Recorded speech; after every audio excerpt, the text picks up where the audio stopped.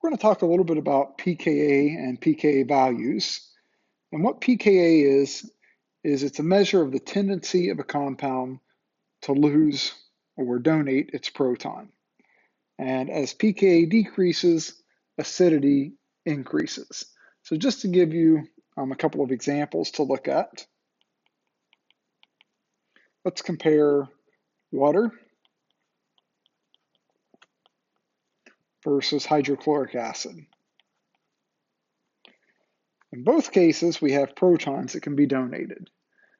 But the pKa of water is about 16. The pKa of HCl is about -7.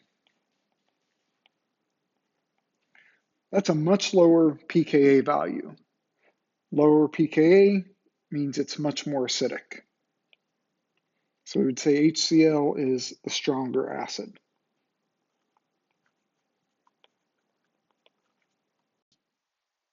Don't confuse pKa and pH.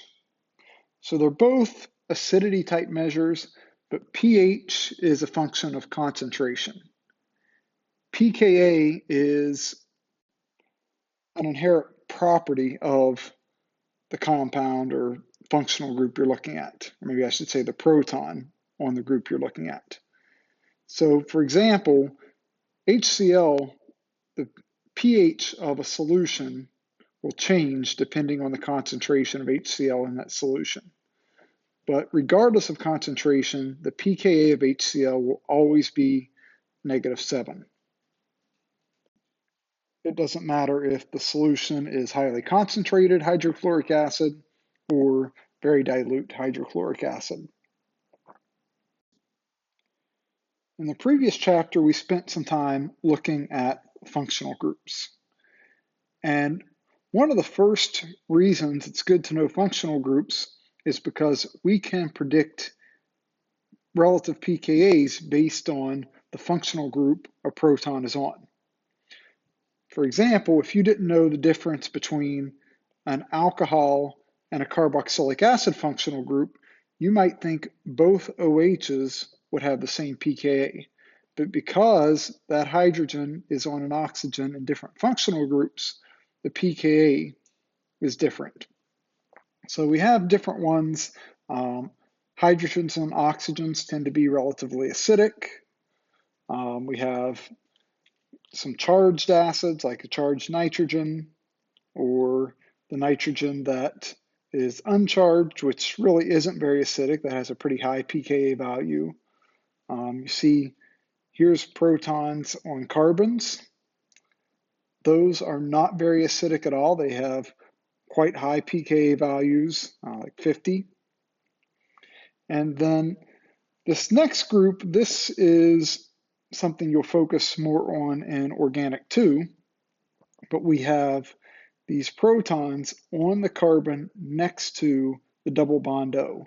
And these, despite being on just a hydrocarbon like we have up here, because of this neighboring carbonyl group, they're much more acidic.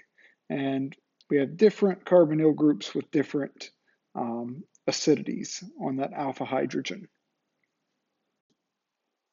So we're going to spend a little bit of time looking at how we can use this pKa chart to predict acidity and predict acid-base reactions. But then what we're going to do is learn how to assess acidity by looking at a functional group without knowing all of these pKa values. So here we're given a problem where we have kind of a large molecule, and specifically we have certain hydrogens highlighted here. These four that we want to rank from most acidic to least acidic. And what we can do is use our pKa chart to figure this out. And you can do it by functional group. So we have on the left here, this is just an alcohol.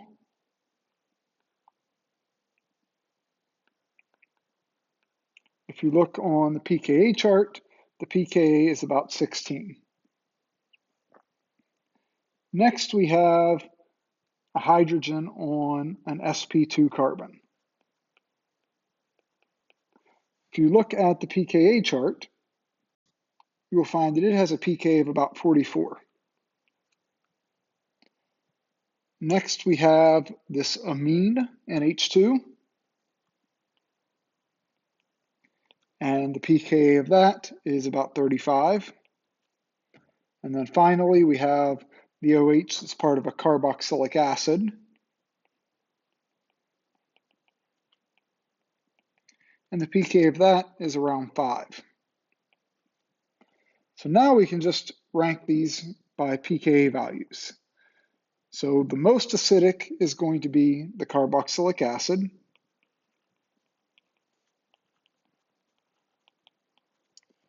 Followed by the alcohol, then the amine, and then finally the hydrocarbon.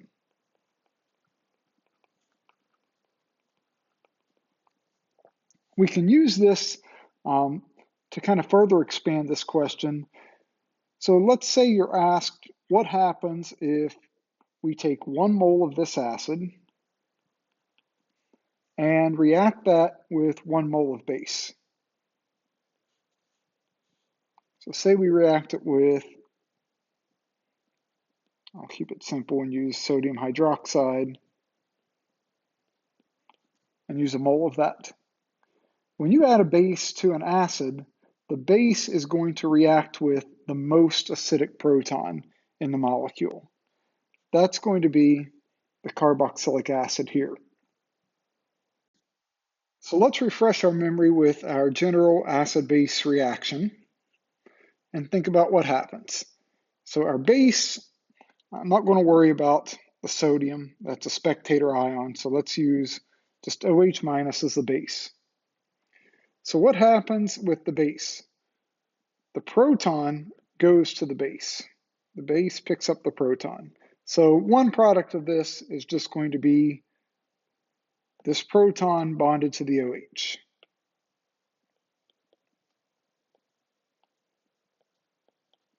That's our conjugate acid. Then the other product is the conjugate base, and that is your whole acid without the proton, A minus. So what I'm going to do for the conjugate base, I have to draw this whole thing. The oxygen is what lost the proton and becomes O minus. So that's what we get. We lost the proton from this most acidic position to get the O minus here, and that is our conjugate base.